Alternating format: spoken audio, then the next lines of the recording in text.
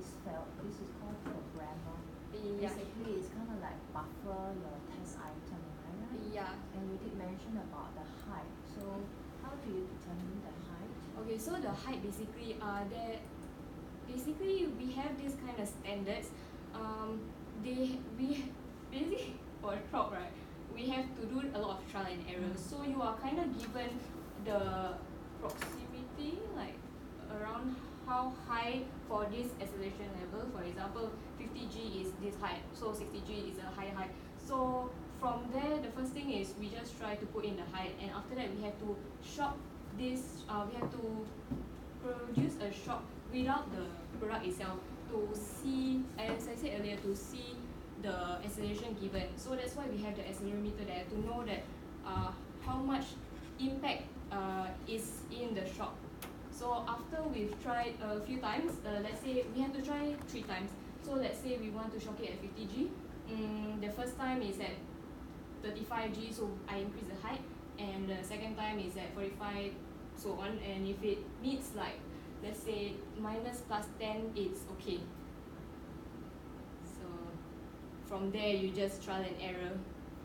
Yeah, and another thing about shock tester is another thing I learned is that you can't leave the shock tester even for a few minutes to go to the toilet or something, because the thing about the felts is that if you leave it for a while longer than needed, it will actually expand. So when it expands, the duration is also increased, so we don't want that to happen. So we have to quickly shock it and quickly finish the standards that we have done.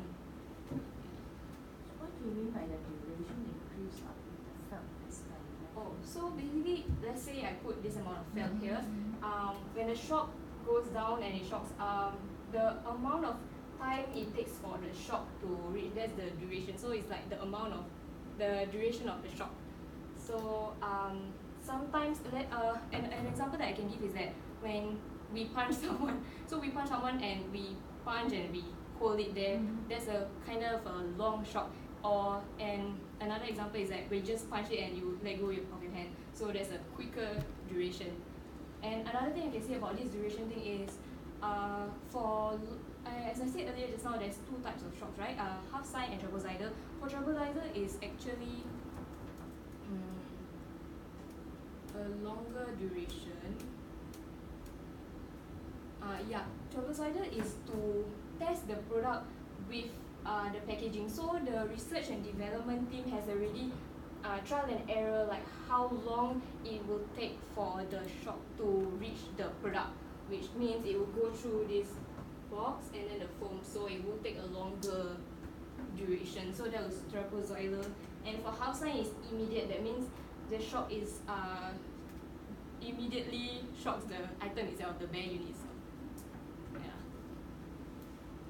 You go back to the half sine wave. There are multiple points. So I'm looking at the 0, 0. Yeah. So the 0, 0 will be probably the starting position. 0, 0 is before everything starts. This one. Okay, yeah, this one is when your table is there. So this sine wave, when it happens is, let's say the shock table is here, so it goes down, and the moment it's down is this point, and when it bounces up, then it goes this. So the tank impact is the shock impact that we. So at the peak, that is where it starts to bounce back. Yeah. I see. So we call it the peak acceleration for the force. So basically, if they say they wanna produce an impact of 60G, you have to meet the maximum peak acceleration. Like that.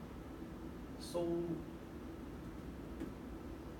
when it actually bounces, the acceleration will drop. At this part, I'm not too sure. Because based on the graph, it actually drops, right? Yeah, because it's like, how do you say it? It kind of, the shock is basically a bouncing effect, to say in another term. Yeah.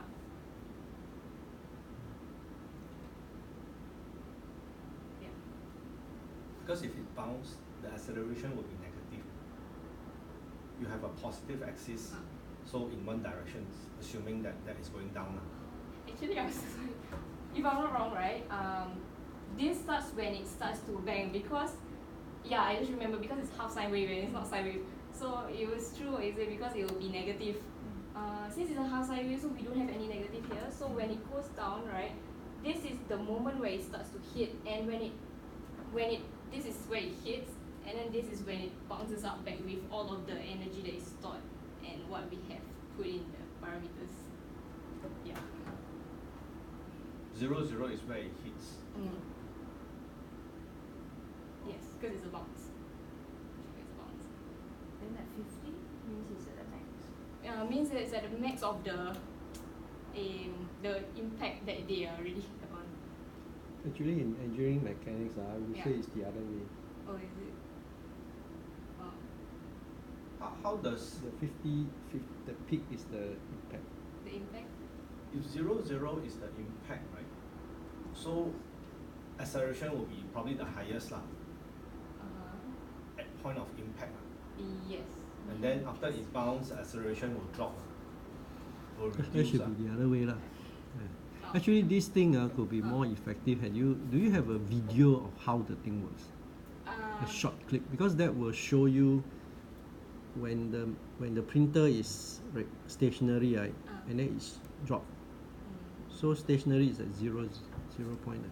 So when it drop, right, you will have the maximum. I'm so sorry. This one I'm sure I'm more clearer after the lecturers have said to me. This one, when it goes down, because it increases in acceleration, so the moment where the chalk table goes down, right, is the moment it will increase because the acceleration increases. So at the maximum acceleration, when it hits, it will finally reach the fastest point. So that is the bouncing occurs here. So that point is where the shock table hits the shock programmer, which is the felts in this. Hit the felt. Yeah, that's where the highest G will be. What do you understand by the letter G? G. What's the meaning of G? Why not A? Because G is What does it following stand the for? speed of is the acceleration. Another word is the increase in velocity or something like the change in velocity. So we just use G for acceleration. G has a meaning, Yeah. You must find that meaning. Yeah.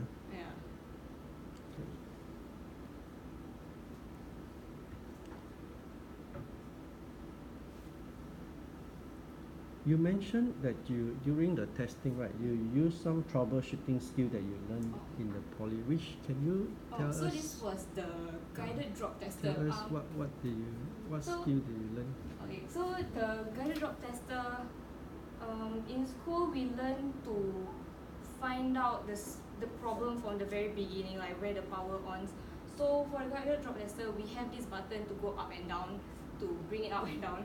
So the up button wasn't working, so we didn't know what to do. So at that point of time, we just look at the where, because we didn't wanna interrupt anyone's work because we know that our workmates were busy. So then me and Mayumi, we tried to find where the source first comes, and we saw that this relay here wasn't really intact, so it was a little bit out. So we tried to push it in, but we did off the plug for safety purposes. So once we pushed it in a bit, and then we tried to move it up, then it was working. So yeah. Did you at any time use a DMM? Oh, DMM. Yes, but it's another project. But I only This did will be a best for time to use yeah. it. Yeah. Okay, thank you.